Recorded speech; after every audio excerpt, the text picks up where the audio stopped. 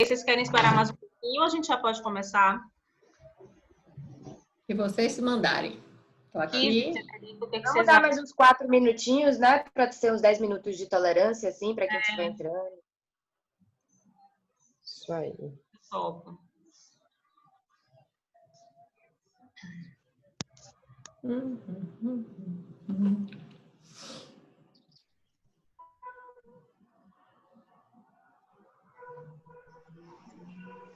Kátia, como é que estão os atendimentos online? Tem rolado, né? Bastante. Tá boa. O CRP liberou, não foi? Além de ter liberado, agora só realmente o virtual, tá? Suspenso o atendimento presencial até segunda ordem, não tem previsão. E teve adesão? Oi, desculpe, falhou. Teve adesão dos clientes, dos pacientes? Alguns não, né? Muitos sim. Muita gente que eu já atendi anteriormente e também atendimentos novos aí nesses 50 dias, né? Eu estou dando suporte a uma escola aqui em Salvador também grande, e aí eu acabo fazendo atendimento direto às famílias também. Então, tem tido bastante demanda. Bacana. Marcelo, bom dia, seja bem-vindo. Nós estamos só aguardando mais um pouquinho, dando uns 5 minutinhos de tolerância para ver se mais pessoas ingressam na sala e daí a gente já começa, tá? Até fazer uma observação também com relação a, Paulinha, o horário, porque uma coisa que eu tenho percebido é que as pessoas estão dormindo mais tarde, de fato. Também acho, é verdade. E aí, dormir mais tarde acaba dificultando um pouquinho acordar mais cedo, né? Verdade. Então, eu acho que talvez a adesão, a participação de mais pessoas, né? De repente, pelo horário, a gente pode ter essa... Bem lembrado. É uma coisa que a gente pode ponderar. O próximo está agendado... Foi até... desculpa, eu te interrompi, Paulinha. Eu até havia comentado com a Andrea sobre a questão da adesão pelo horário, mas vamos lá, né? Vai começar por algum horário e a gente vai provando outros aí, para ficar melhor para todo mundo. Bom dia, Gustavo. A gente está só aguardando mais um pouquinho para ver se outras pessoas ingressam na sala para a gente começar oficialmente, tá? Seja bem-vindo. Tem outra pessoa conectando. Maurício. Será que é Maurício? Raquel, é Maurício Coelho Lins? Isso mesmo. Acho que é.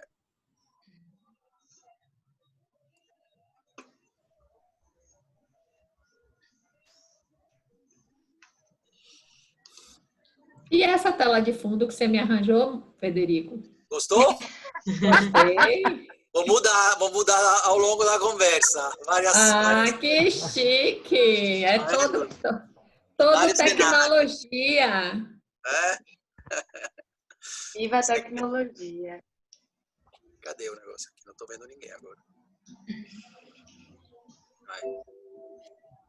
Neilton. Posso mudar. Neilton tem uma foto dos anos... Eu ia comentar 70. isso. Ai, meu Deus. Vintage. Entrou outra pessoa. Bom dia. Olha, mudou. E aí, a gente pode começar? Professora Naya. E aí, tudo beleza? Professor Federico. Bom dia. Tudo bem? Cá estamos. Aqui estamos, é isso. Bom dia, bom dia. Bom dia, Então, bom Federico, dia. podemos? Podemos, acho que podemos, Aí, né, à Federico? medida que as pessoas forem entrando, a gente vai renovando os avisos. Bom dia a todos para a nossa primeira sala virtual de conversa, batizada como Interação. Eu sou Ana Paula Couto, sou funcionária do Conselho de Arquitetura e Urbanismo, estou na gerência de atendimento e vou, hoje, pelo menos, participar dessa moderação das atividades que serão conduzidas pelos conselheiros Kise Vasconcelos e Federico Calabrese. Essa sala virtual, a interação, ela recebe hoje como convidadas a professora Naya Alban, que é também arquiteta e urbanista, ex-diretora da Faculdade de Arquitetura e Urbanismo da Universidade Federal da Bahia e atualmente está na Espanha cursando seu doutorado. E a nossa segunda convidada... Pós-doc. Pós-doutorado. Pós-doutorado. Me mandaram esse currículo, então, com incorreção. Desculpa, professora. Nada, nenhum problema. Pronto, então, retificando, ela está na Espanha cursando pós-doutorado. E a nossa segunda convidada é Catarina Noronha Veiga, psicóloga com especialização em formação junguiana. Tá certo, Catarina? É isso aí, psicoterapia junguiana. Que bom. Essa sala, ela vai discutir o tema novas relações com os espaços de morar. E esses convidados, junto com os mediadores, eles vão interagir entre eles e com todas as pessoas que estiverem participando da sala, com o intuito de esclarecer questões técnicas e questões comportamentais, por isso olhar da psicologia, sobre essa temática. Qual o objetivo dessa sala? E essa é a primeira edição, que já tem uma outra programada para quarta-feira, às 17 horas. A intenção dessa sala, que o CAU criou, é abrir o diálogo, abordando diversas perspectivas do pensar e do conhecimento, não apenas da arquitetura e do urbanismo, mas da psicologia, da sociologia, da pedagogia, do ensino, enfim, de outras áreas de conhecimento, considerando que as ambiências, muito por conta dessa coisa da quarentena, né, essa necessidade de estar em casa, essa relação com os ambientes, elas não são mais as mesmas e a gente precisa absorver novos paradigmas em função dessa nova realidade. A ideia aqui é construir coletivamente possíveis encaminhamentos que possam trazer para essa temática, para essa reflexão, maior dignidade, maior integração entre espaços, pessoas e cidades. Para a gente iniciar as atividades da sala, eu gostaria que vocês deixassem registrado, se possível, no chat, principalmente os convidados, né, as pessoas que ingressaram a essa sala de reunião, seus nomes, para a gente poder deixar isso todos a par, né, e aspectos técnicos. As solicitações de fala, elas deverão ser inscritas através do chat. Todas as pessoas que quiserem se manifestar usarão o recurso do chat, que vai ficar disponível no rodapé para quem estiver utilizando o Zoom através do computador, ou também tem a possibilidade, ele fica um pouquinho mais escondido, mas é fácil de identificar se alguém estiver acompanhando pelo celular. Então, quem desejar falar, solicita a inscrição através do chat. Durante a sala, os microfones ficarão mudos, com exceção da moderação e dos convidados e dos mediadores. Quem desejar se manifestar também deverá se inscrever através do chat, e aí a nossa moderadora de apoio vai restabelecer o microfone e vocês vão poder se manifestar por ordem de solicitação também. Por isso que é importante o registro no chat, para a gente fazer a coisa de forma ordenada. Por fim, essa reunião está sendo gravada e a ideia é que a gente possa retransmitir, republicar o conteúdo dessa discussão através do YouTube. Então, permanecer na sala implica em autorização de uso de imagem e também autorização de republicação. A gente vai fazer essa primeira rodada de falas dos anfitriões e dos convidados sobre o tema. Na sequência, a gente abre para levantamento de questão, por ordem de inscrição ou para perguntas direcionadas, e depois a gente retoma nesse ciclo. Essa é a nossa primeira edição, então ela é passível de ajustes, erros e acertos, tenhamos paciência, mas a ideia é que a gente possa usar esse espaço da melhor forma para discutir o tema e sair daqui com outro olhar sobre isso.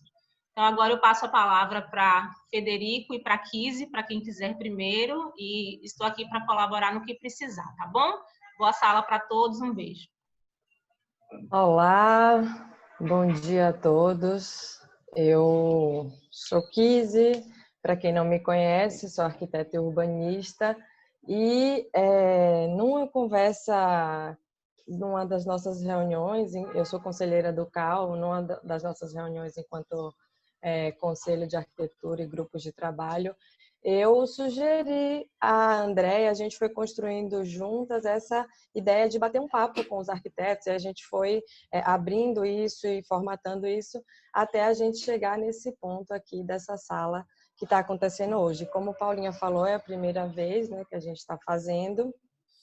E, basicamente, a ideia é abrir canais de discussões entre arquitetos e pessoas de outras áreas que possam agregar nos nossos temas.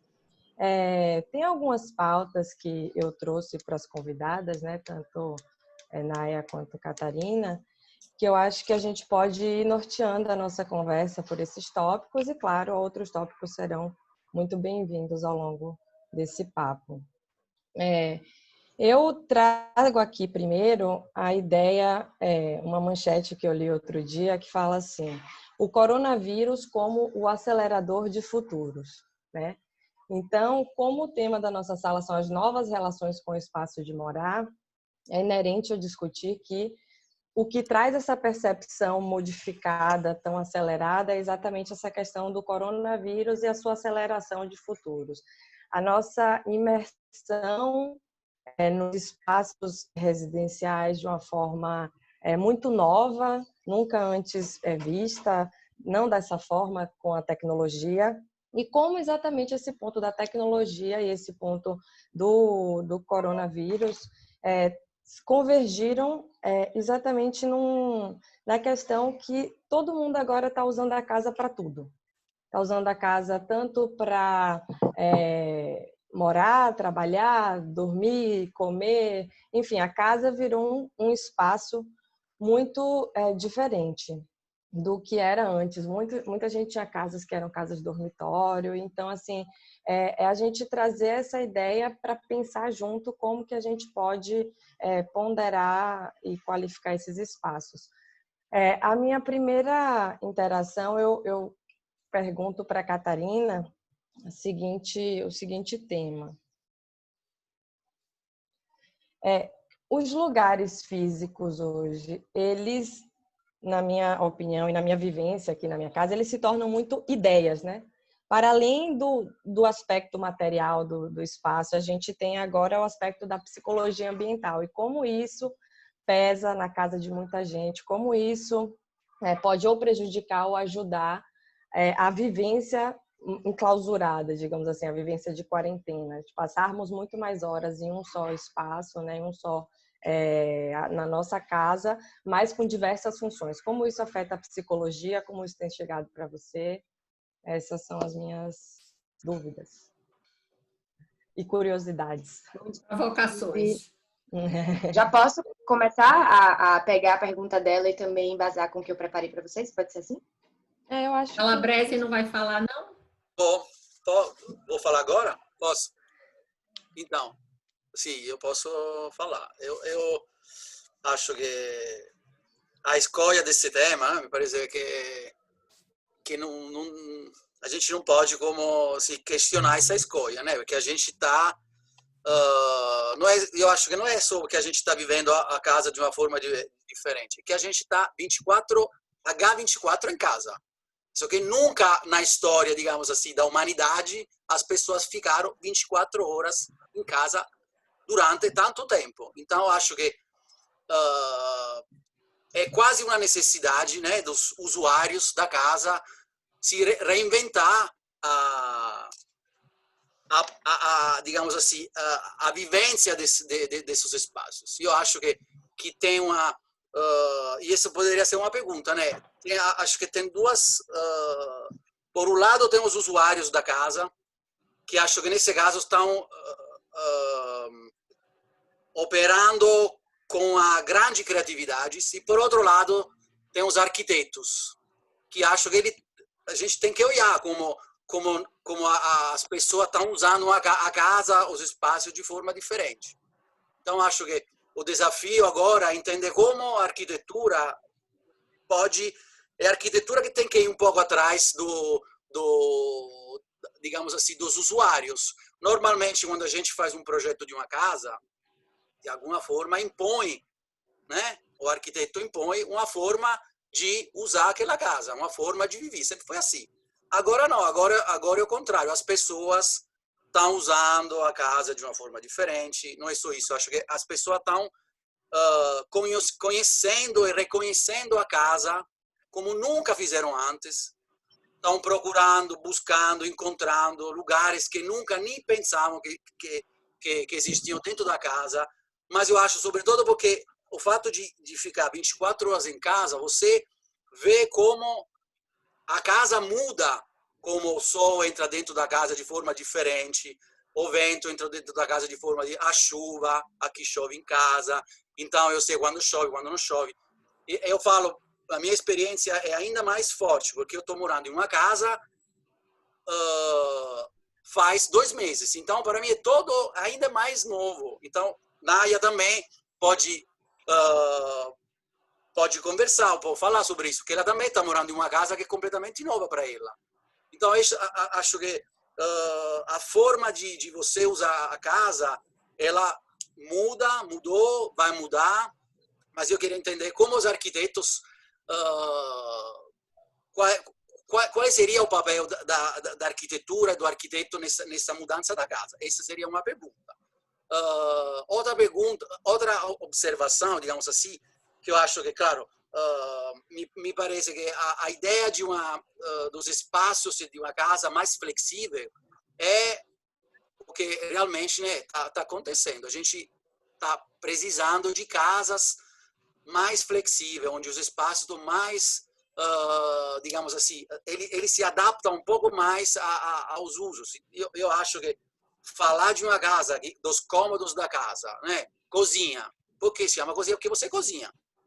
Mas agora todo mundo tá vendo que a gente usa a cozinha não só para cozinhar. Inclusive com esse negócio de delivery e tal, a gente usa muito menos a cozinha.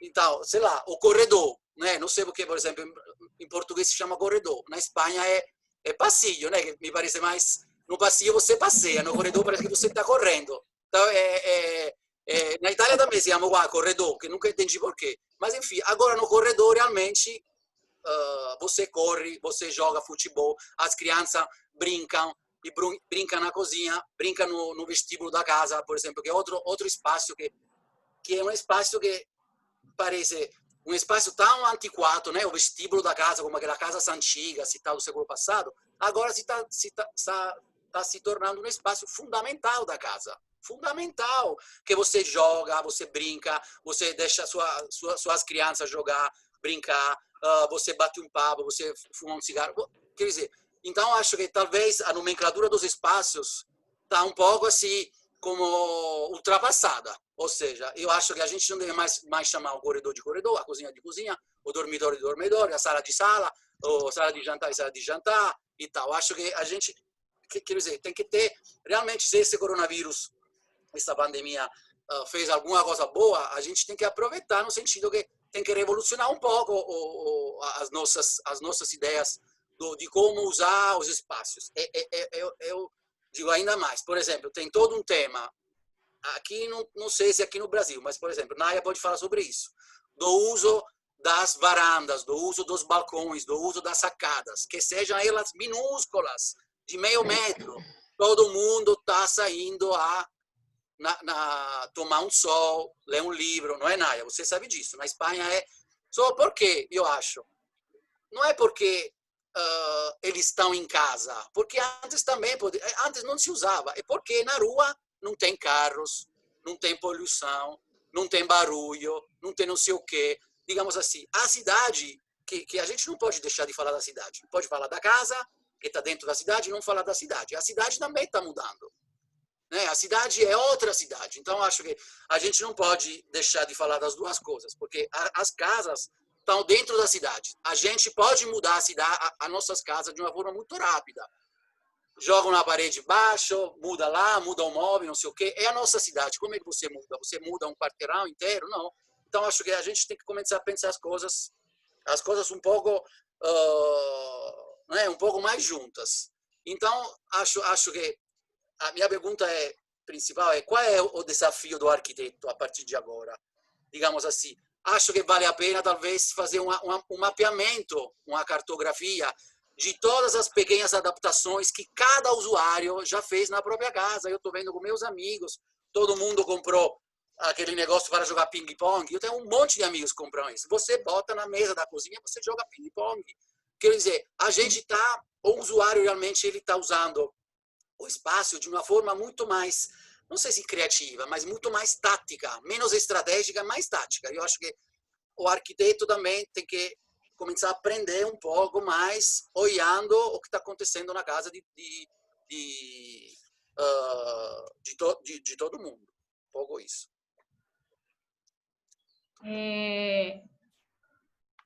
As considerações de Calabrese foram bastante oportunas, mas só para a gente tentar fazer os ganchos, né?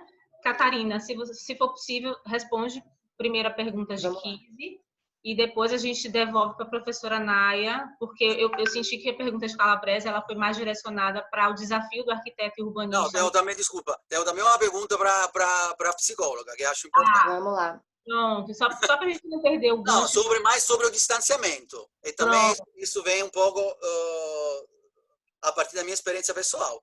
Será que o distanciamento físico, a esse distanciamento físico está correspondendo também a um distanciamento psíquico? Quero dizer, eu me sinto muito mais próximo de muito mais pessoas que antes, né? Muito mais. Uhum. Então, acho que, quero dizer, eu também faço minha terapia online, eu estou conversando com amigos com os quais eu não conversava faz 10, 15 anos. Claro, porque acho que não tem uma relação muito... Tem a tua pergunta, tem uma relação direta entre distanciamento psíquico e distanciamento físico? Essa é a pergunta para Catarina.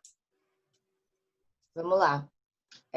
Então, eu vou aproveitar a deixa e a oportunidade das duas perguntas, tanto do Frederico quanto do Kizzy.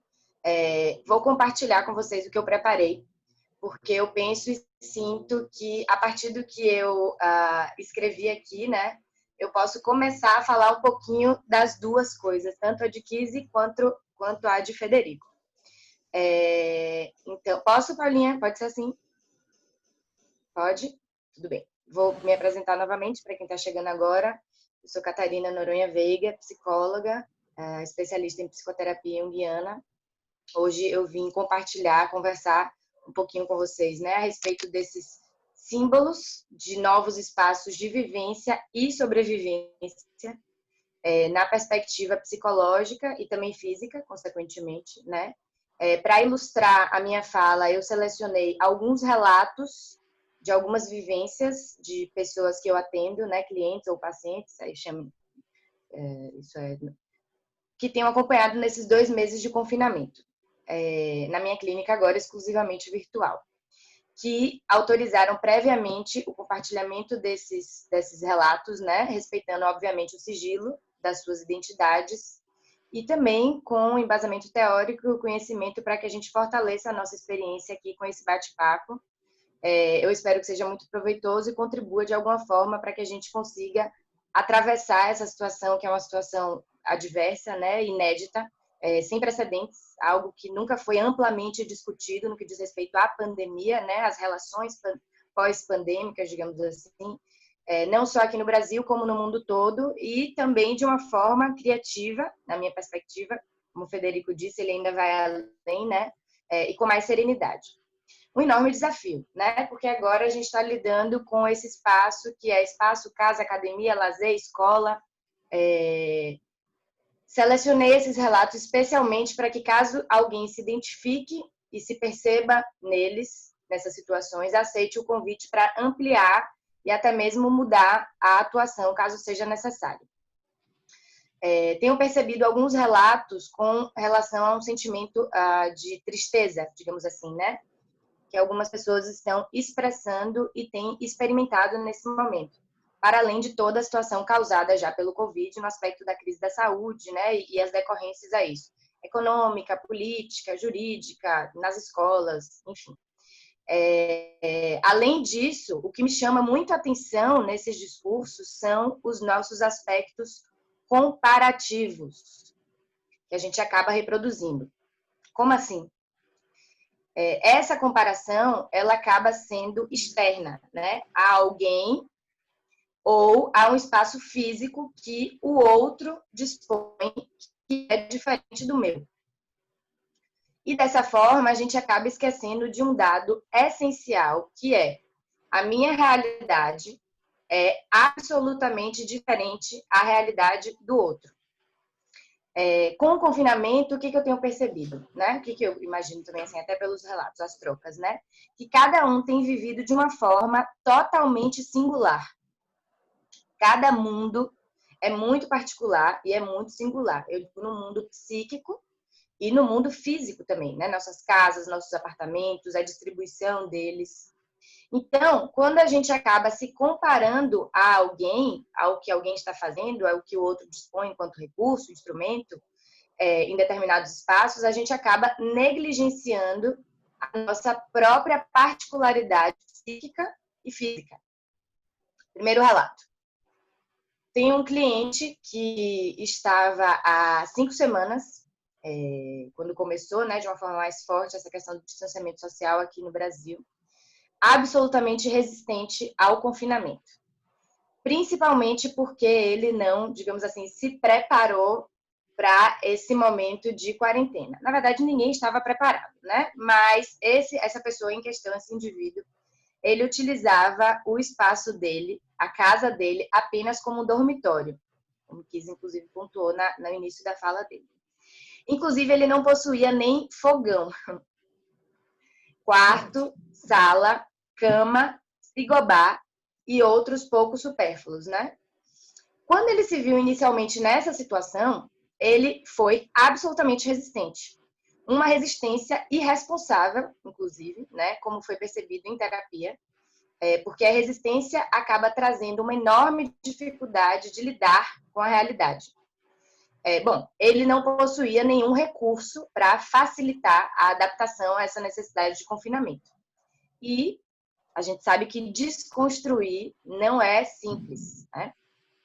Nessas 5 semanas, eu acompanhei de uma forma, hoje, muito interessante, né, a evolução desse espaço psíquico e também físico do apartamento dele. As atuações mudaram, então existe uma relação diferente, né? A minha atuação profissional mudou.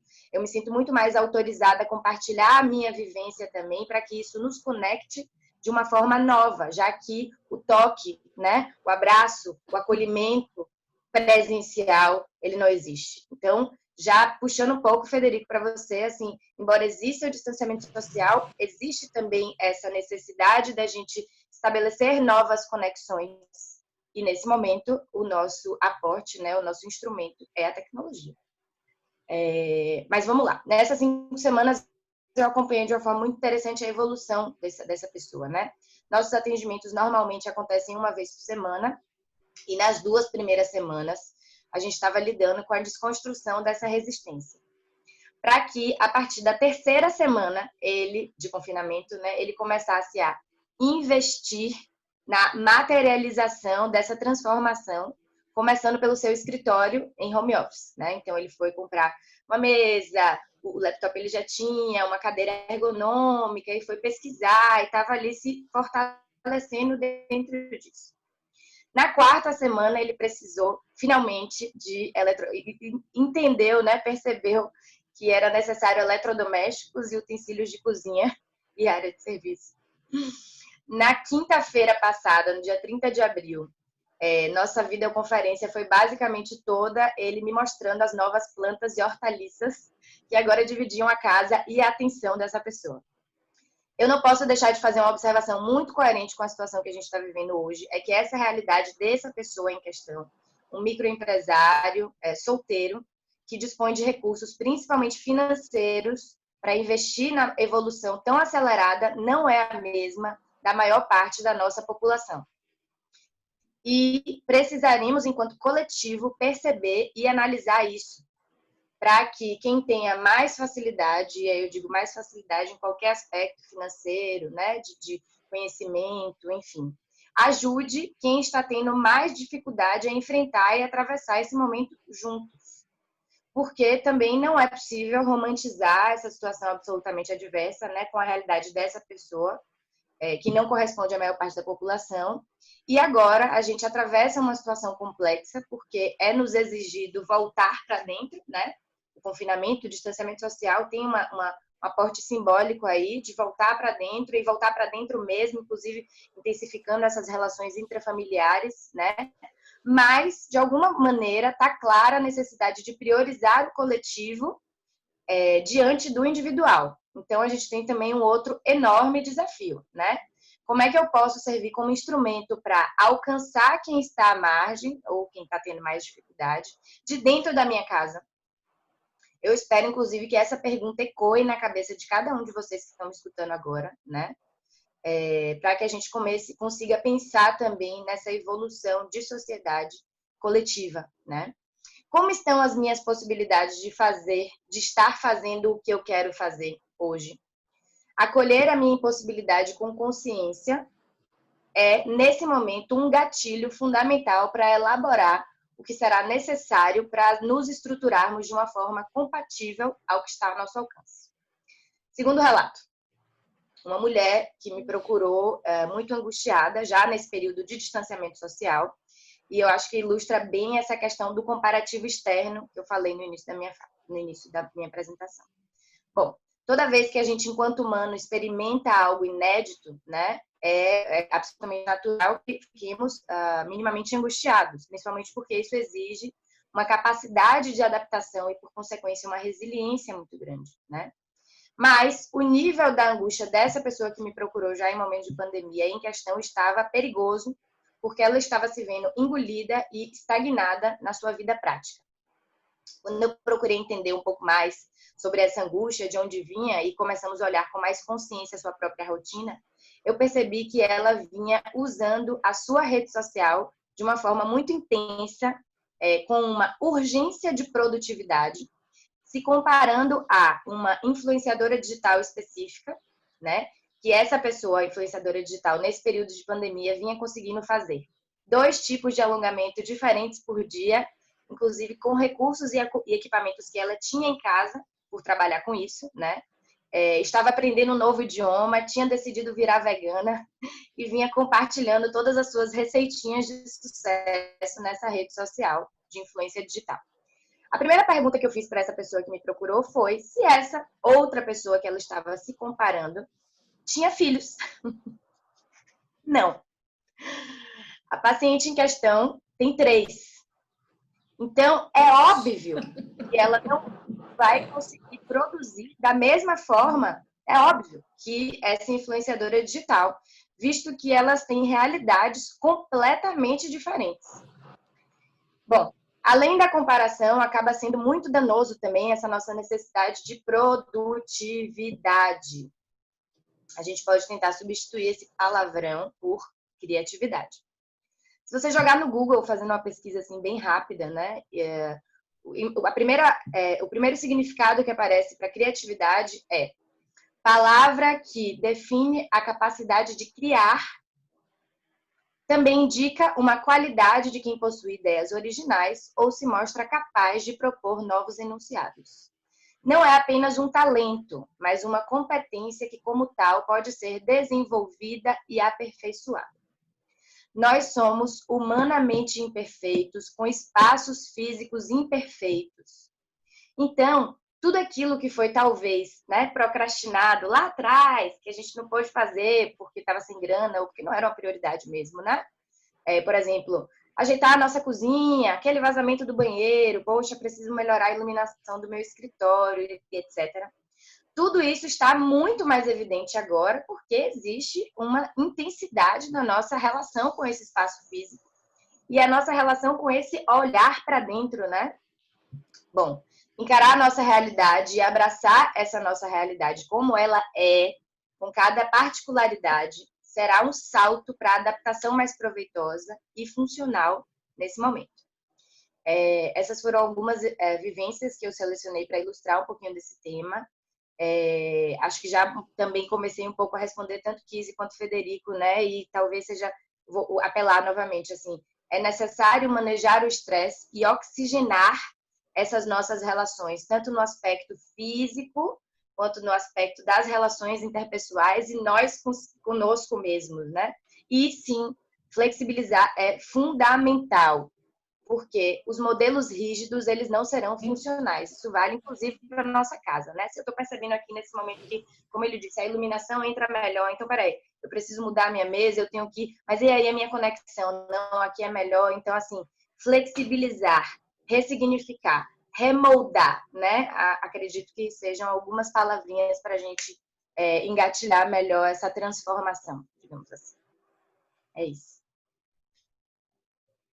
Bem, eu entro aqui já, eu acho, já falando com o Cal diretamente, no sentido de que penso que nas próximas, esses tempos deveriam ser mais determinados, né? No sentido até mesmo para a pessoa fazer a sua apresentação dentro de um limite, para até dar esse espaço para todo mundo poder participar. Eu acho que isso é bacana. A gente, de uma certa maneira, isso está acontecendo, mas eu acho que é bem interessante fazer isso, porque senão a gente acaba... Bom, com essas 3 falas anteriores, eu já estou cheia de coisa para falar. Imagine quem está ouvindo e ainda está se inscrevendo e tudo mais. Então, eu vou assim tentar ser bem rápida, mas como me colocaram como educadora e arquiteta, eu vou começar pela questão, pegar um pouco mais da nossa história, né? O que é a formação de arquiteto? Então, nós somos um país periférico, certo? Um país com muita miséria e formamos arquitetos formais. Então, aí já começa uma separação brutal da nossa realidade com a realidade de uma Europa, de uma realidade dos Estados Unidos e, claro, como também estamos cada vez mais globalizados, essas realidades também não só está no nosso sul-sul, mas ela também está na Europa, ela também está. Então, a globalização ela vem fazendo um trabalho de equilíbrio, né? De uma certa maneira, porque os pobres estão aumentando, mas os pobres também desejam. E desejam viver na Europa, trabalhar na Europa, desejam melhores condições de vida, desejam tudo isso. Então, eu acho que aí já tem uma realidade da nossa formação enquanto Brasil e o que isso gera como resultado de espaço construído. E aí eu vou para uma outra realidade que é nós, brasileiros arquitetos, formados dentro do movimento moderno, da arquitetura. Isso vai dar a gente esse caráter burguês, né, do molde do que são as residências, dos apartamentos, moldados para atender a um determinado setor da sociedade, que no nosso caso é bem menor, que é essa burguesia e esses espelhismos de uma classe trabalhadora que, de fato, não consegue, pela própria natureza financeira da construção, ela não consegue atingir e colar na realidade burguesa, mas fica fazendo uma falsa, né? Não é falsa, mas ela fica minimizando. E aí a gente tem lá, no próprio movimento moderno enquanto origem, toda uma discussão dessa residência mínima que gerou, que estava no coração, né? Ele era o motor do movimento moderno, que era solucionar a habitação para toda uma classe, uma camada da sociedade que não tinha habitação. Então, depois das grandes guerras, isso aparece como uma grande demanda, e o moderno ele vem se alimentando disso e vira essa resposta para o ser moderno, né? O homem moderno. E aí a gente cai nessa tríade, que é um absurdo, e aí é bacana que Neilton esteja aqui presente, ouvindo a gente, porque Neilton é uma das figuras importantes na escola que vai combater este lugar do moderno. Então, assim, a gente se deparar com essa realidade do social, íntimo e serviço que a gente carrega até hoje, e isso a gente percebe muito quando mora fora o que é o serviço que a gente constrói uma área imensa dentro até mesmo nos apartamentos, a depender, claro, para que classe social se está pretendendo atingir com aquele apartamento, mas em todos eles você tem uma área de serviço avantajada do que hoje aqui, na realidade europeia, é um acréscimo a uma cozinha que se resume a uma máquina de lavar. Então, assim, essa lógica, né? E os tendedeiros vão acontecer ou nos pátios internos, ou naquelas armações que você abre, monta e desmonta, no flexível, que tem que ser esses espaços mínimos, porque ele tem que atingir um monte de função. Então, assim, isso só para a gente dar esse arranque do que é a nossa influência, porque a gente continua ainda neste pé moderno, porque a nossa base sólida da arquitetura, de toda essa periferia, né?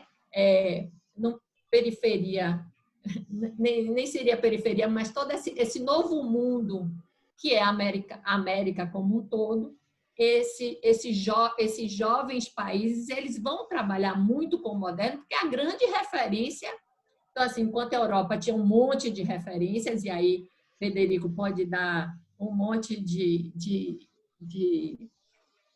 falar bastante sobre isso, porque a Itália, ainda mais do que todo mundo, né, que tem uma referência monstruosa para trás. Então, assim, eu acho que a gente tem que olhar muito criticamente isso e a pandemia, e aí eu vou pegar algumas coisas que foram colocadas aqui. Eu acho que o que Kizzy questiona, né, do coronavírus como acelerador de futuros. Eu acho que essa fala ela vai muito doce para a realidade do acelerador de futuros. E ela vai doce porque eu acho que tem uma questão que está sendo muito debatida aqui na Europa, que é a questão da privacidade. Por que é que a China consegue atingir tão rapidamente o controle dessa pandemia? Porque a privacidade não existe, né? É uma ditadura de esquerda, meieira, porque ela tem o capital, ele está aí muito presente, porque como a China ficou meio sozinha nesse contexto mundial, né? Então ela acaba, bom, isso eu também não vou me deter, mas eles têm um controle absoluto. Então a pessoa pelo celular é controlada, ela é avisada caso o cara que estava no lado dele no metrô ele estava com coronavírus e foi descoberto no dia seguinte. Então, vai se mapear onde quem estava em torno dessa figura e se vai chamar essa pessoa para fazer um teste. Então, a privacidade da pessoa completamente inexiste. E aí a gente tem alguns filósofos bem interessantes, um que eu adoro, e aí eu já deixo como provocação até para Catarina. Catarina, não é Catarina? É Catarina? Para Catarina, que é a Sociedade do Cansaço. É um livro que eu recomendo muito a todo mundo. A Sociedade do Cansaço é de um coreano que se chama Byung-Chul Han. Esse coreano, ele deu um depoimento recente, só que ele é um coreano que vive na Alemanha, filósofo alemão de muito sucesso, tem vários livros. A filosofia dele passa uma coisa muito... Ele escreve com frases curtas e é muito fácil de ser absorvido. Eu digo porque quando você entra numa filosofia mais pesada, é muito complicado de você entender, mas é um livro bem, bem acessível. E ao contrário, Catarina, dessa coisa, eu acho que, ao contrário, o que ele coloca é que essa nossa sociedade do cansaço, esse cansaço pela produtividade, acaba em que você tenha que estar tão positivado, constantemente positivado, que a sua criatividade é zero. Então, ele diz que esta nossa sociedade será muito menos criativa que a sociedade da obediência, que é essa nossa sociedade do século passado, ainda muito presente. Eu acho que todo mundo aqui tem um pouco ainda, por sermos Brasil, né, ainda tem um pouco dessa coisa da obediência, mas, por exemplo, em sala de aula, e aí voltando para a arquitetura, a gente está cada vez mais distante desta relação que Neilton teve muito mais do que eu, mas que eu ainda tive presente na minha sala de aula, que era essa relação do o mestre e todos os demais aprendizes. Então, quando o mestre dizia para você, seu trabalho está péssimo, isso aqui está um lixo, o aprendiz baixava a cabeça e dizia, sim, mestre, e ia cuidar de melhorar aquele desenho. Só que hoje essas relações não são mais essas. Hoje, o produtivismo ele está em tudo e a informática ainda entra para deslocar, né, alguns posicionamentos para o bem e para o mal. Todas as mudanças, elas são positivas, elas têm várias, nada tem uma cara só, nada é só bom, nada é só ruim, tudo tem várias caras, né? Então, nesse sentido, eu acho que é interessante. E aí eu queria fechar, sim, e aí essa é uma questão, a privacidade. Então, como é que fica a privacidade neste conjunto de coisas? E depois, outra questão que a gente fala muito do trabalho, tem uma questão econômica por trás muito perversa. Então, quando você leva para casa, claro, o psicólogo leva para casa porque o psicólogo é um profissional liberal.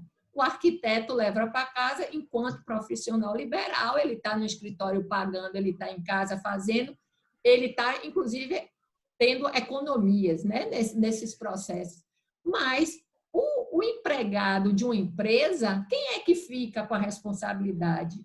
Quem é que vai, se acontece um acidente de trabalho, ele estando em casa, quem é que vai estar trabalhando com isso, né? Quem é que vai pagar? Quem é que está bancando essa questão? O trabalhador, ele tem uma necessidade de fazer um acondicionamento, de que sua sala esteja climatizada, porque é poente, ele precisa, como Catarina falou, de uma cadeira mais ergonômica, mais para um trabalho de intensidade diária, né? De você estar ali no computador. Então, assim, esse custo vai para quem?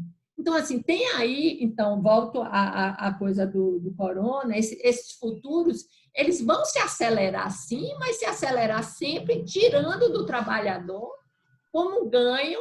Então, são essas relações que a gente tem que passar a perceber e questionar dentro de casa que de fato, são relações que começam a acontecer, mas que a gente tem que tomar um certo cuidado. E aí, nessa realidade, Federico, que você coloca, os 2 meses de Pisa, eu tive uma consultora madrilenha, que é brasileira, baiana, que foi minha amiga e é minha amiga até hoje, do tempo de arquitetura da faculdade.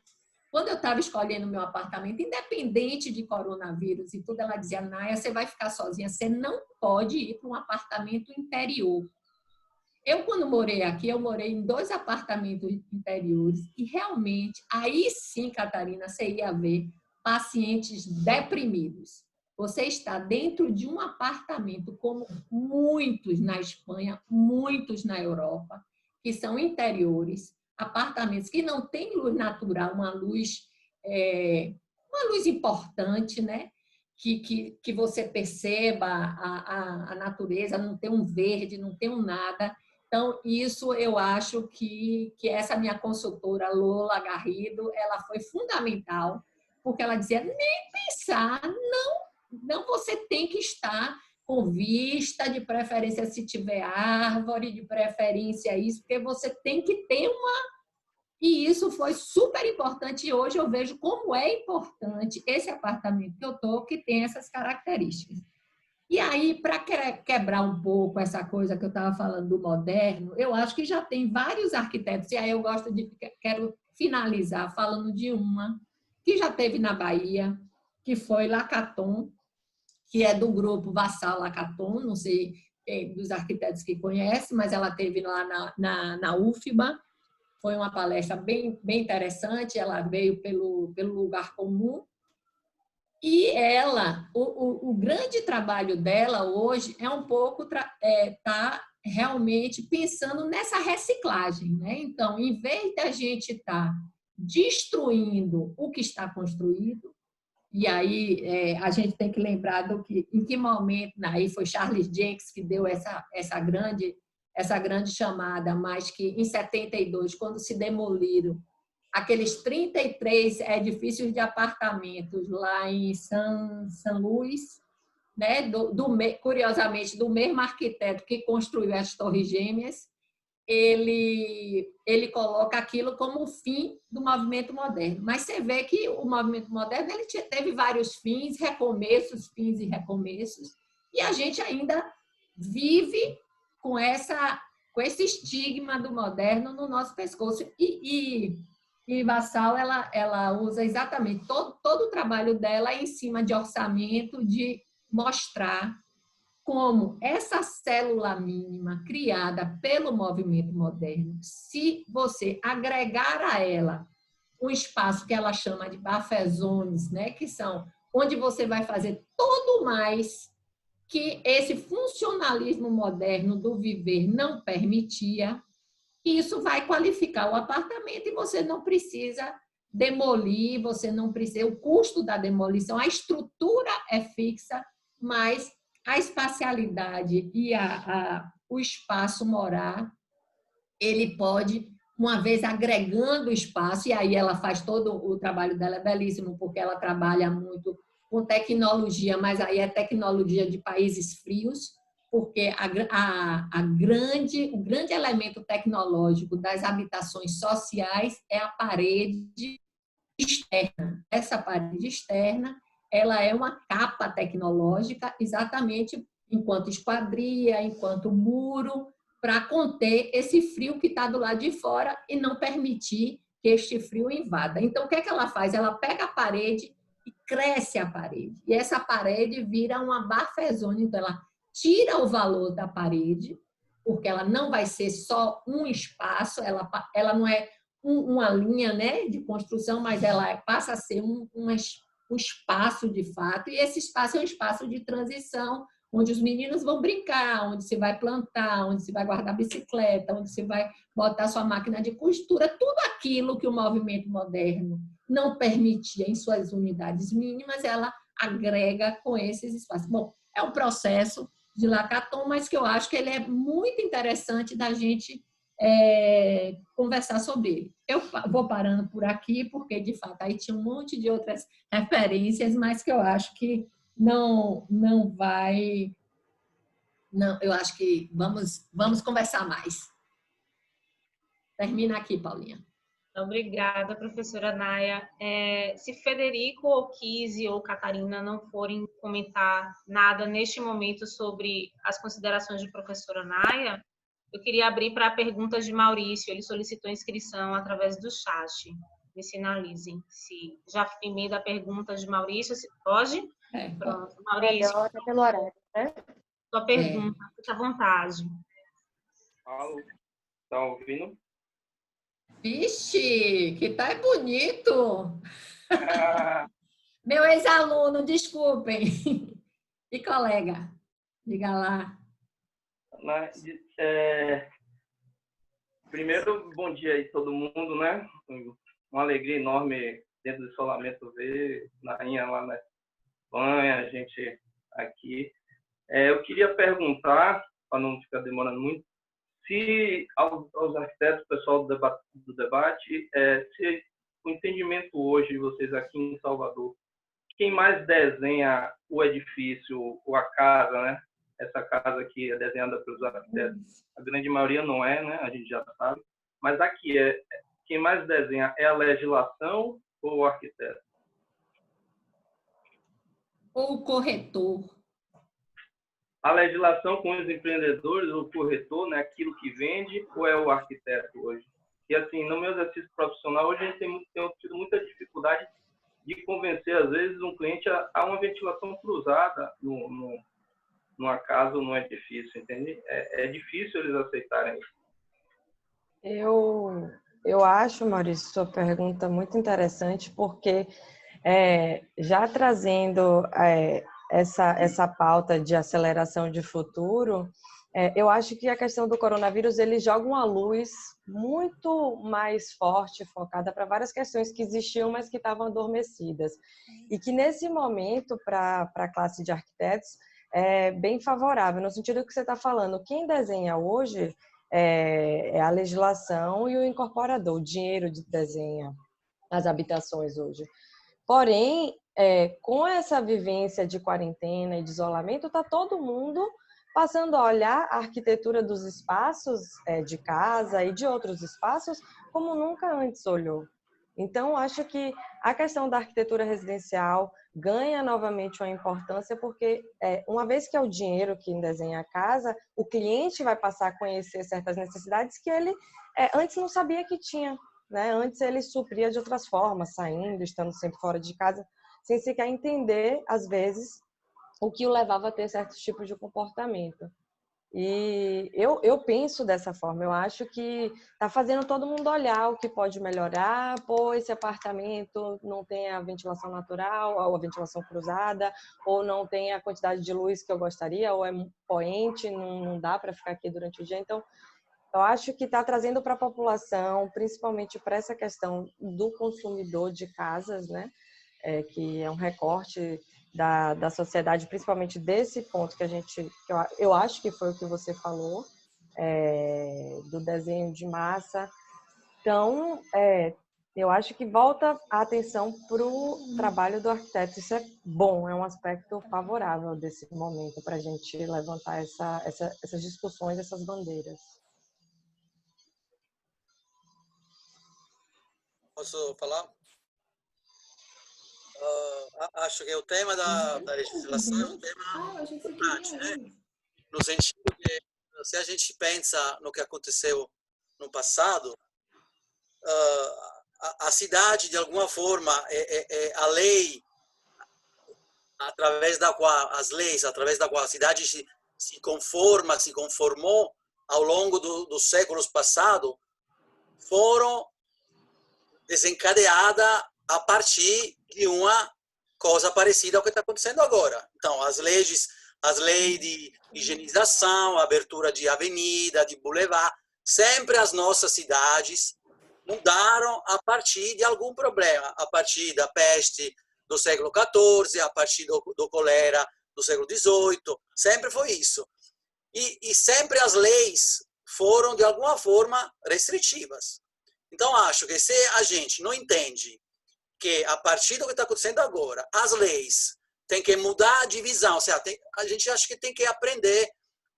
Eu sei que é uma provocação. Ou seja, vamos construir as casas assim, em cima das praias, dentro de um bosque, onde tem ar puro, onde tem vista, onde tem conforto. Ou seja, eu acho que a gente tem que aprender a entender a beleza de outra forma das nossas cidades. Entendeu? Eu acho que a gente tem que fazer um esforço um pouco revolucionário, ou seja, quando as casas se construíam antes das leis, por exemplo, na Itália, antes de 1938, você podia construir em cima das praias. Então foi construída Villa Malaparte, foi construídas as melhores arquiteturas, digamos assim, daquela época. Agora você não pode fazer nada, porque a legislação te obriga a não construir, te obriga a te distanciar, mas enfim, eu acho que aquela forma de se aproximar da natureza, da beleza, da paisagem, a gente perdeu completamente. E por isso está preso nessas leis urbanas, nessas leis de patrimônio, eu falo também, que ficam prendendo todo. E a gente não consegue fazer uma arquitetura digamos assim, de qualidade, né? O exemplo de Lacaton é justamente isso.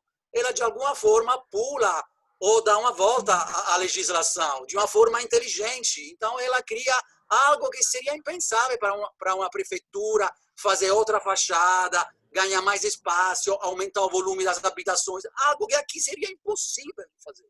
Mas ela consegue fazer pulando a lei. Então, acho que eu pessoalmente acho que a tarefa do arquiteto deveria ser, de alguma forma, pular a lei, pular o incorporador, porque se a gente não faz isso, a gente vai fazendo sempre a mesma coisa. Estou falando aqui, como em outro lugar. Então, acho que as leis existem, mas, digamos assim, a gente tem que encontrar uma forma de digamos assim, através da beleza, através da arquitetura, daquela de qualidade, de, né, contornar um pouco essas leis. Bom, eu vi que Neilton pediu a fala também, né? Eu queria só, dentro dessa fala de Calabrese, eu queria indicar uma leitura que é de Richard Sennett, o último livro. Ele tem uma trilogia que é Artífice, Juntos e a Última. Ele vai em cima exatamente dos planejadores urbanos, que é construir e habitar a ética para uma cidade aberta.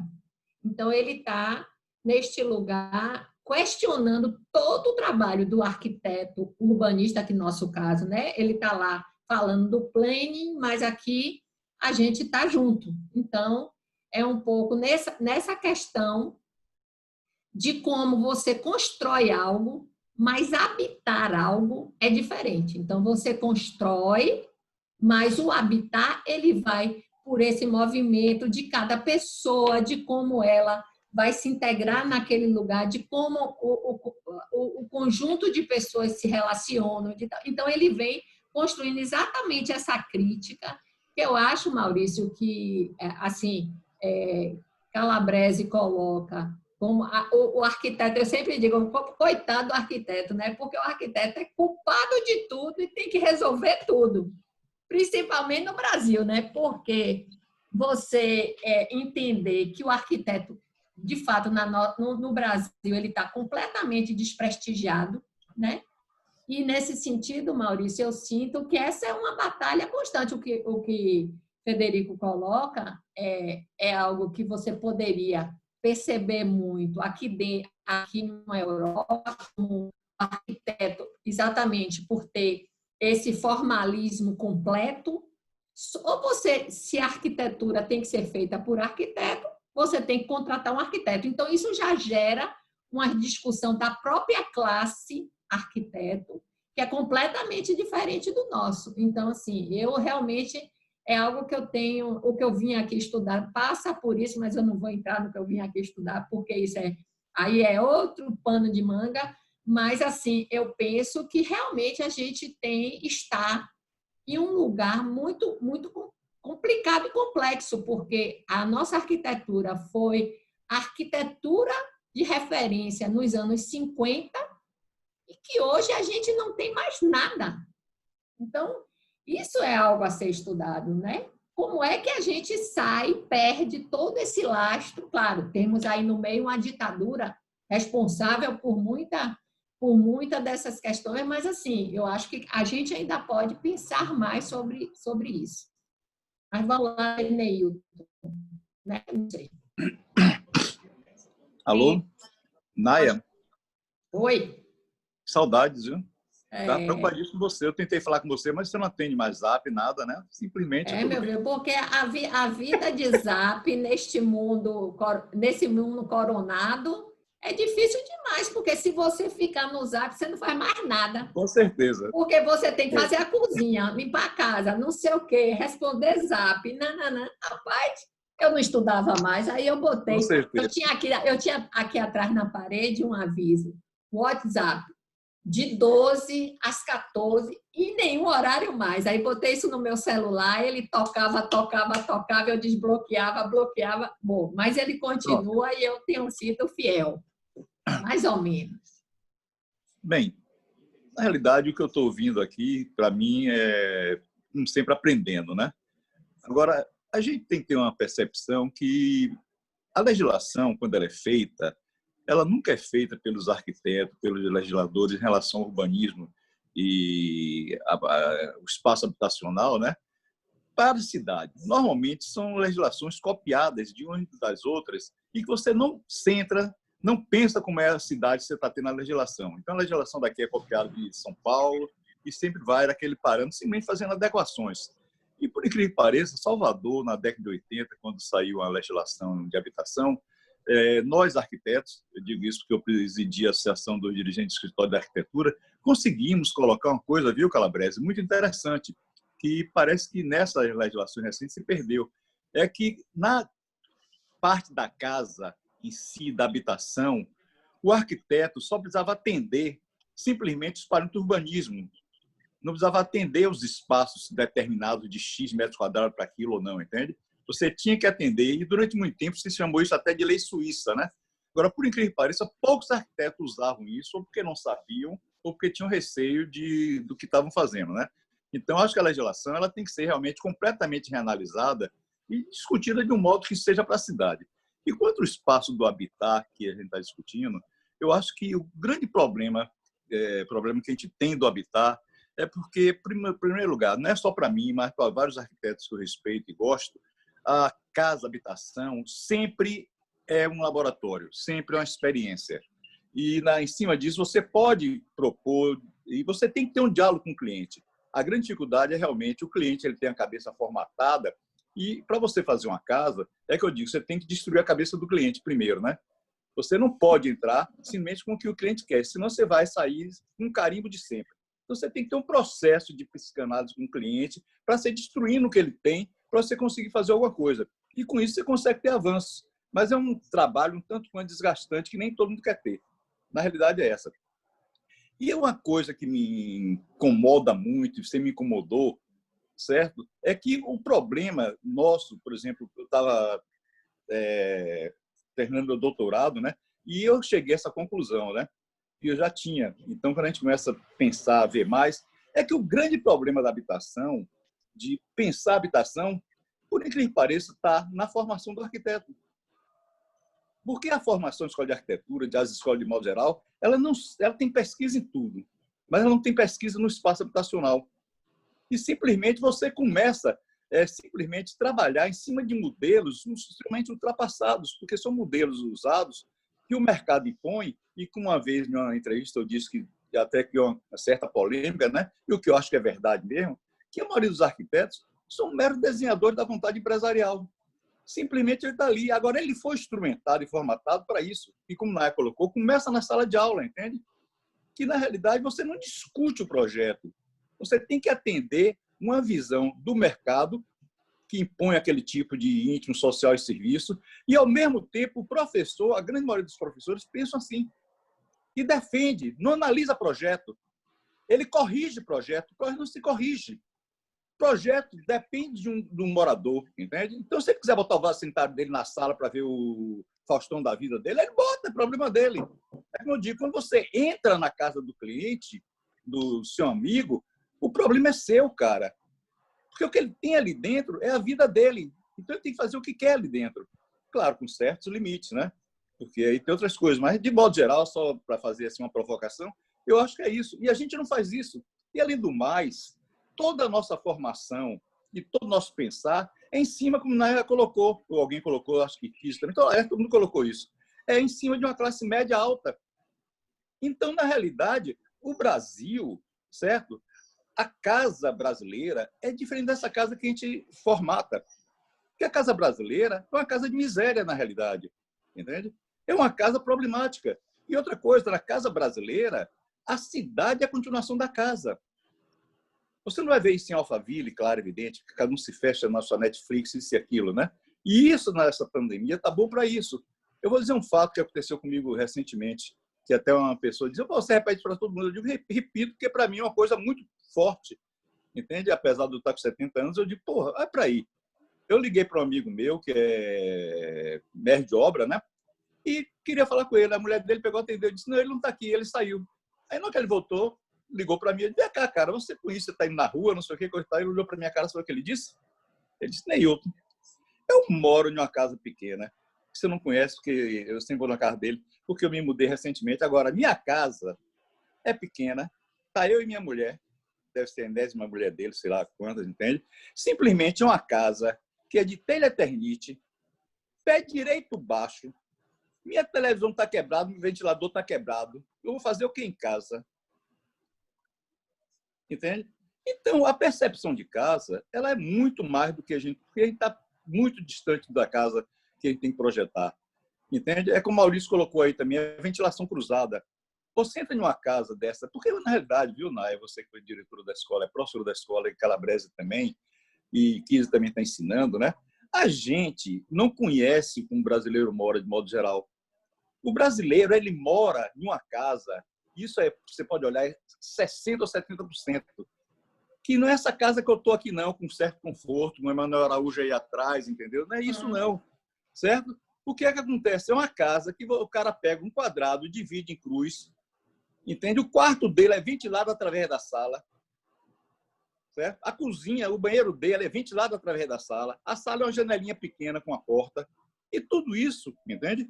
Vai influenciar no viver dele. É como o Naya colocou aí, a casa de interior, que fica dentro, você não tem a luz do sol. Para mim, se eu não vejo a luz do sol, eu piro, entende? E eu até escrevi um texto que eu botei até no Facebook anteontem sobre isso, sobre a varanda, né? Vou até lhe mandar, Naya. Que na verdade é isso. Porque a varanda ainda vira uma cultura burra de se fechar a varanda, entende? Que é aquele espaço de filtro. E aqui no Brasil, eu falei isso porque eu, com uma pandemia, comecei a ver na Europa, coisa e tal, todo mundo nas varandas. Né? Aqui no Brasil não existe mais varanda. Todo mundo que faz varanda, a primeira coisa é fechar a varanda, né? Então, tudo isso são coisas, entende? Uma percepção de uma visualização. E nisso, eu acho que o arquiteto, não é que aquele arquiteto vai ser o Don Quixote, mas a função da gente, eu acho, é provocar, é sacanear, entendeu? Enquanto a gente ficar desenhando a vontade alheia, no sentido sem ter a nossa provocação, na nossa parte de laboratório, eu simplesmente acho que ele vai continuar fazendo essas mesmas casas. Agora, realmente, eu acho que essa pandemia mudou tudo. E vai mudar. E a casa, ela tem que ser extremamente flexível. Ela tem que ser mutável a cada dia, entende? E isso, acho que com a pandemia, a gente vai começar a perceber essas coisas. Porque os espaços não podem ser mais definidos assim, 10 metros quadrados para a cozinha, X para aquilo. Isso tem que ser interagindo, entende? Interagindo interior com o exterior. Bem, isso aí eu só quis fazer uma linha, pegar tudo de vocês aí e colocar, mais ou menos, que a gente tem que questionar isso e discutir cada vez mais. Obrigada, Neilton. Eu vi que José Neto... Ô, Paulinha, só um instante aí. Oi. Maurício está com a barba muito bonita, viu? Eu acho que ele... também achei. Maurício, eu acho que ele não teve tempo, ficou em casa fazendo tanta coisa, deixou a barba Não, crescer. meu filho, ele está fazendo trancinha a pandemia. Não, ele tem de sobra. Ele não... É o estilo, é o novo estilo. Tá valendo. Tá imponente, né? Tá imponente. Tá imponente. Botou respeito, viu, mano? José, eu vi que você solicitou inscrição. Sim. Maurício pediu uma parte dentro desse tema. Eu quero saber se você deixa ele fazer uma consideração antes de você formular sua pergunta. Pode ser? Pode. Maurício, por favor, fica à vontade. Cadê ele? Raquel, libera Maurício. Aí.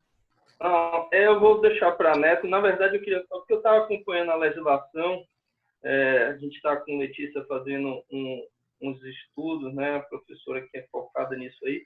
E eu acho que a legislação evoluiu, na verdade, esse último PDDU. Só que eu falo da empia do edifício, né? A gente tem alguns exemplos de prédios subindo em Salvador que a gente fala, não é possível. A coisa já mudou e o pessoal está fazendo desse jeito. É uma preocupação minha, na verdade, mas eu deixo para a Neto aí, senão a gente vai se alongar muito. Neto. Pronto, então vamos lá. Bom dia a todos. Prazer imenso estar aqui também. Eu vou pegar um pouquinho da fala de cada um dos mestres, né? Essa conversa e tentar complementar alguns aspectos e compartilhar experiências, né? Na verdade, eu há um bom tempo, por conta do trabalho, eu era apenas minha casa funcionava exclusivamente como dormitório para mim. Na verdade, quem criava meus filhos e cuidava de toda a casa sempre foi minha esposa. E por esse motivo de saúde, inverteu totalmente, de uma forma drástica, essa nova vivência nesse espaço que eu tenho, né? Então, minha esposa é enfermeira hospitalar, ela está aí na linha de frente, não habita mais a minha residência com minha família, meus filhos comigo, por conta de uma questão de prevenção e isolamento. Então, está sendo um processo muito doloroso. E eu passei a ter as atividades que ela tinha, né, de educador dos filhos, agora faço 6 refeições para as crianças diariamente, almoço, janta, lanche, café e tal. Faço todas as atividades, tenho que trabalhar, tenho que estudar, né? A gente não para nesses aspectos.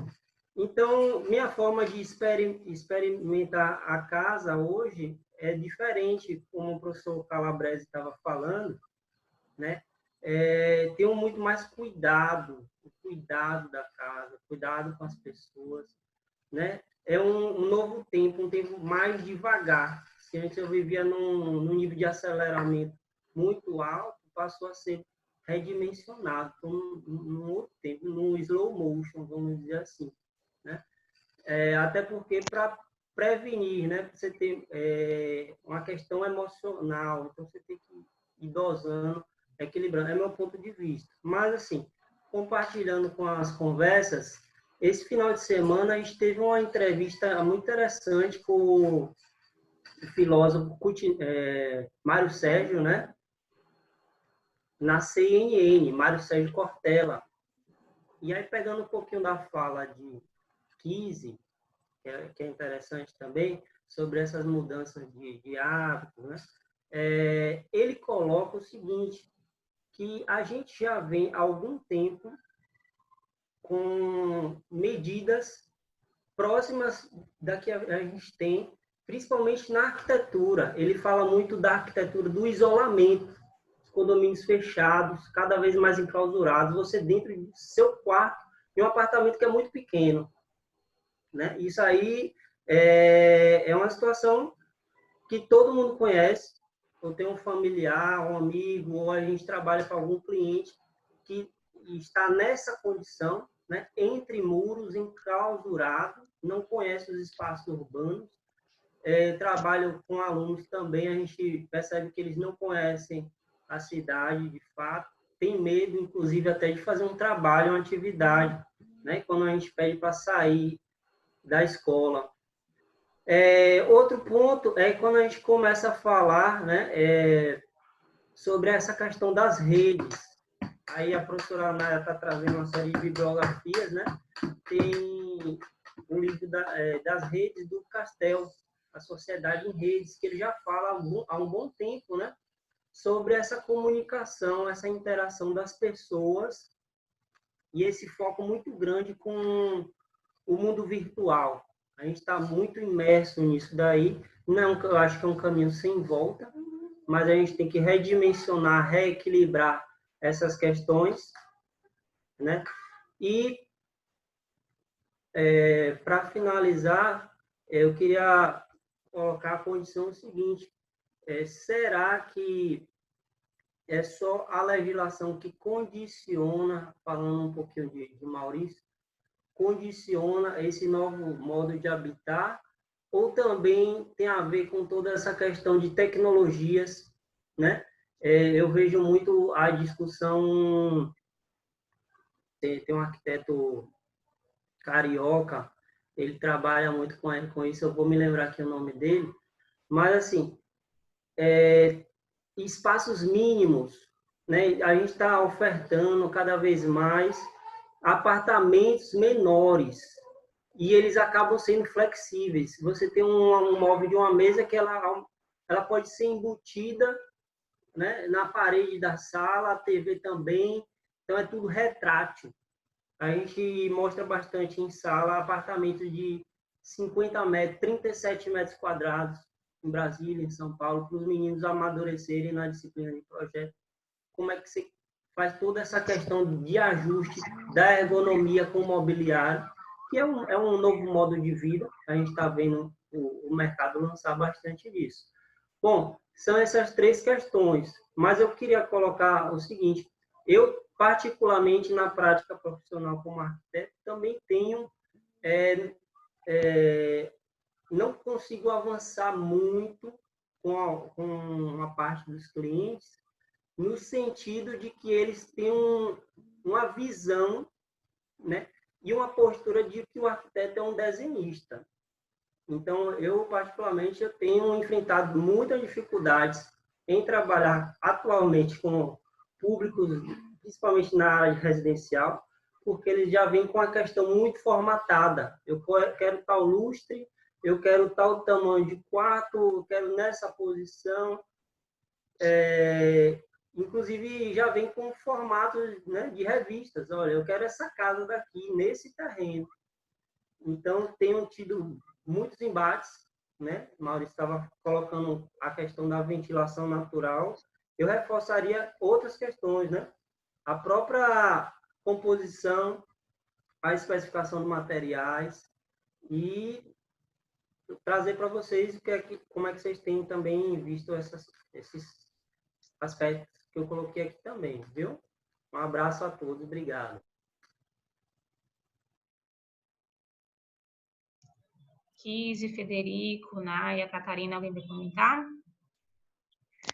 Naya, tá fechado, Naya, seu áudio. Aí, abriu. Bom, eu acho que aqui agora a gente já começa a fechar. Eu, Neto, teria muito a falar disso que você questionou, mas eu acho que isso eu vou deixar para quarta-feira. Vamos já fazer, ó. Já virou série. O link para a próxima excelente. Já virou Boa série. Adorei. Então, eu vou retomar isso na quarta-feira, que é um pouco que eu estou estudando aqui, né?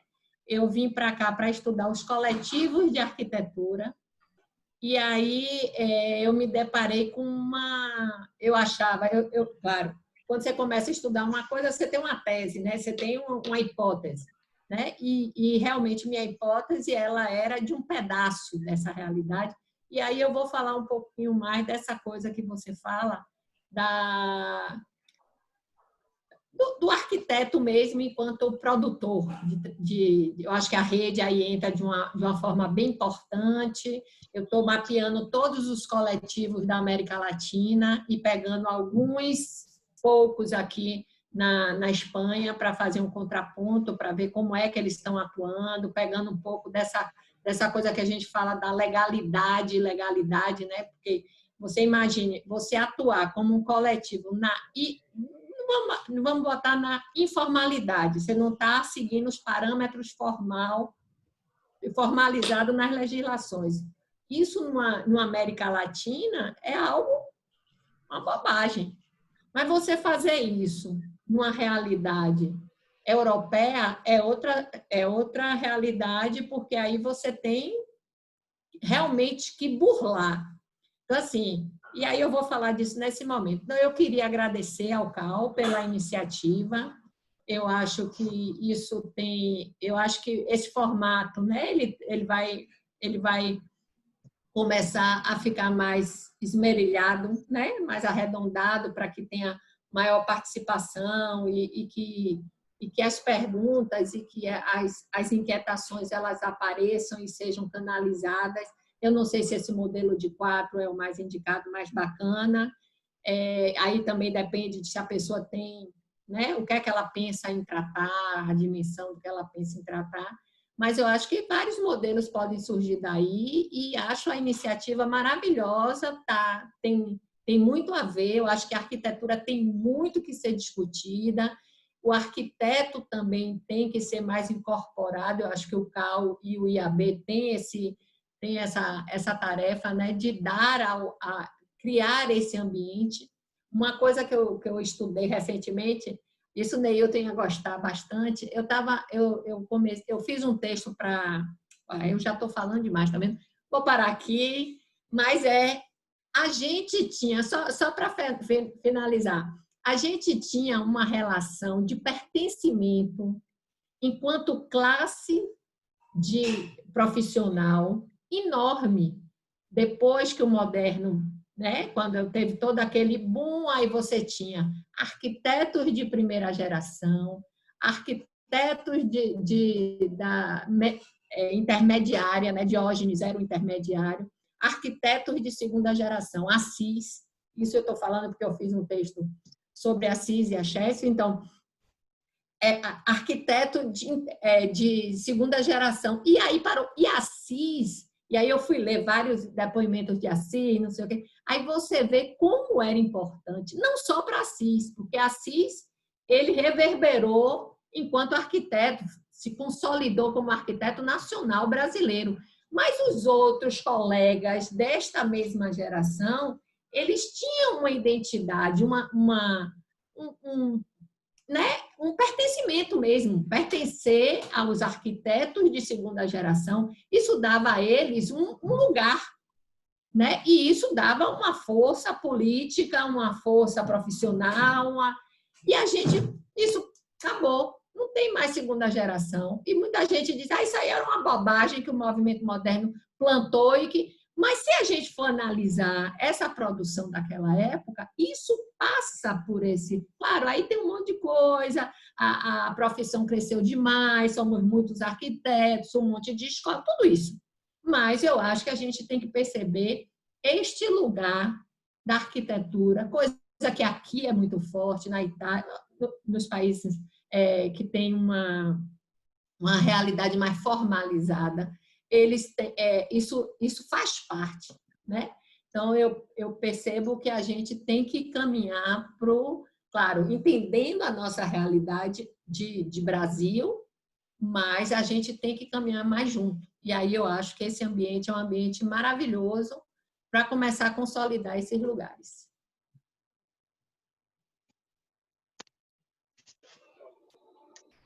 Obrigada, professora Naya. Federico.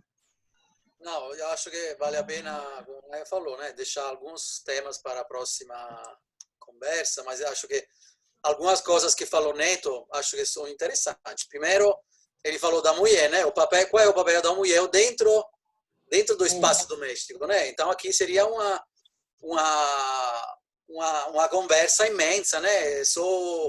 Já que a gente está fazendo referência aos livros, tem toda a produção de Zaida Mushi, que é sobre isso. Eu acho que é muito interessante. Ou seja, o papel da mulher dentro da construção da cidade, digamos assim, claro, europeia, norte-americana e também latino-americana, e dentro do espaço doméstico. Que, como o Neto falou, a esposa dele já não é a pessoa que cozinha, que prepara as refeições, então, e ele está, digamos, estão se trocando, né, os papéis.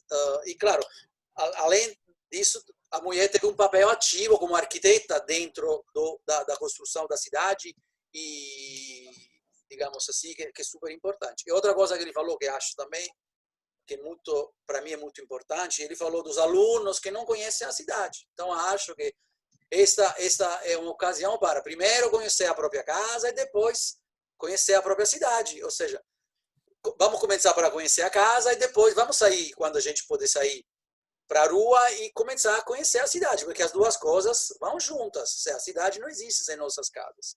Então, acho que depois essa seria outra conversa, né? Aquela do espaço público e da importância do espaço público dentro da cidade nossas, que, claro, não quero falar da Europa, mas da cidade latino-americana, de Salvador. Ou seja, que é um espaço totalmente irrelevante atualmente.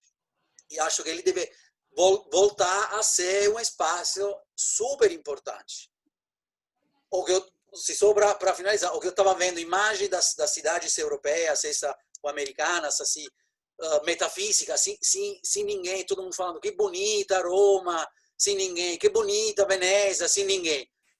Eu acho horrível, eu acho que a cidade precisa das pessoas. Agora, claro, não precisa ser canibalizada pelas pessoas, pelo turismo de massa e tal, mas a cidade sem pessoas não existe. Então, eu acho que a gente tem que começar a se reapropriar da própria casa e depois da própria cidade, de uma forma, digamos assim, equilibrada, de uma forma correta, de uma forma ética. Então, é isso.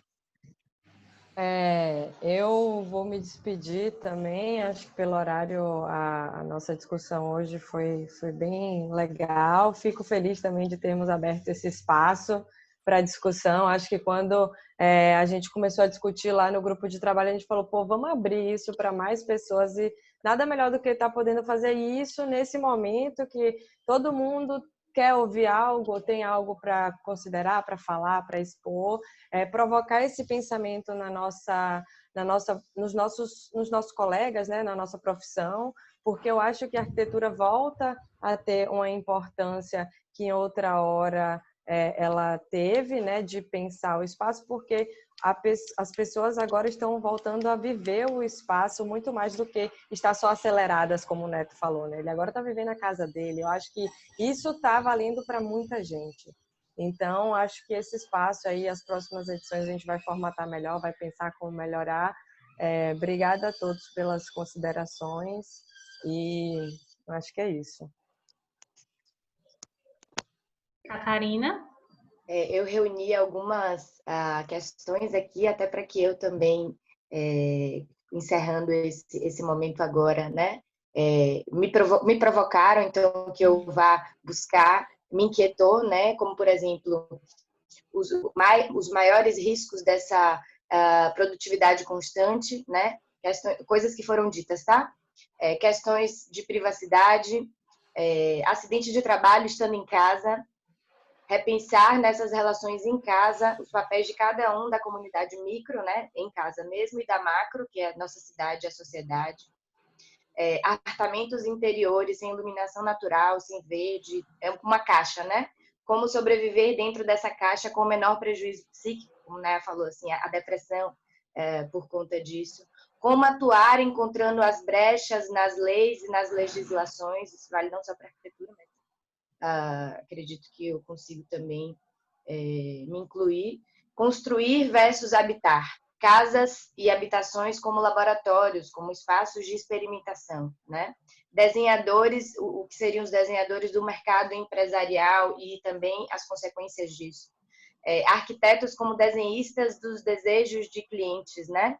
É um desafio enorme, porque de uma certa forma exige uma relação fluida, né? Sem aversão, mas uma criação a partir do que se tem, por exemplo, do desejo ou do espaço físico, como vocês falaram, né? A ventilação, a estrutura, e tudo isso também com cálculo matemático. Então, bom, algumas coisas também que eu pontuei enquanto vocês foram falando, que me marcaram e vou me aprofundar mais. Eu agradeço o convite, muito bacana esse espaço e vamos em frente. Nos veremos na quarta. Isso. Muito bem, muito bem. Acho que para uma primeira experiência foi um bom aquecimento. Como o Kizzy falou, vamos agora nos reunir para formatar os ajustes necessários. Eles sempre serão necessários, mas na quarta-feira nos encontraremos novamente com a presença da professora Naya, diretamente da Espanha, pós-crise pandêmica, um pouco mais tranquilo agora, mas ainda sob os efeitos disso. Catarina aqui trazendo todas as contribuições sob a luz da psicologia e essa pleiade de arquitetos conversando sobre algo que é muito importante. Inclusive, eu tenho uma pergunta, mas eu vou deixar para quarta-feira. E aí é bom que a gente já aproveita tudo que foi dito aqui, já pesquisa um pouco mais, estuda um pouco mais, debate um pouco mais e traz para a gente amadurecer essas reflexões sobre as nossas relações com esses espaços de moradia que temos e que está posto aí na sociedade. Muito obrigada a todos pela presença, acho que foi bastante rico e nos encontraremos novamente na quarta-feira, às 17 horas. Então, por favor, sejam multiplicadores desse espaço. Cada um conhece pelo menos mais 2 arquitetos que talvez se interessem pelo tema, esse cada um. Contei 13 participantes, fora a equipe de trabalho. Tem que então, contagiar como vírus, contagia. Exato. Vamos compartilhar, porque acho que a gente consegue pelo menos duplicar essa participação e isso reverbera certamente, tá? Muito obrigada a todos. É quinta ou quarta? É quarta? Eu falei quinta? Quarta. Ah, bom. É isso, gente. Muito obrigada. Tenham um bom dia, uma boa semana e vamos para frente, tá? Um beijo. Muito obrigada pela interação. Um abraço. Tchau. Tchauzinho.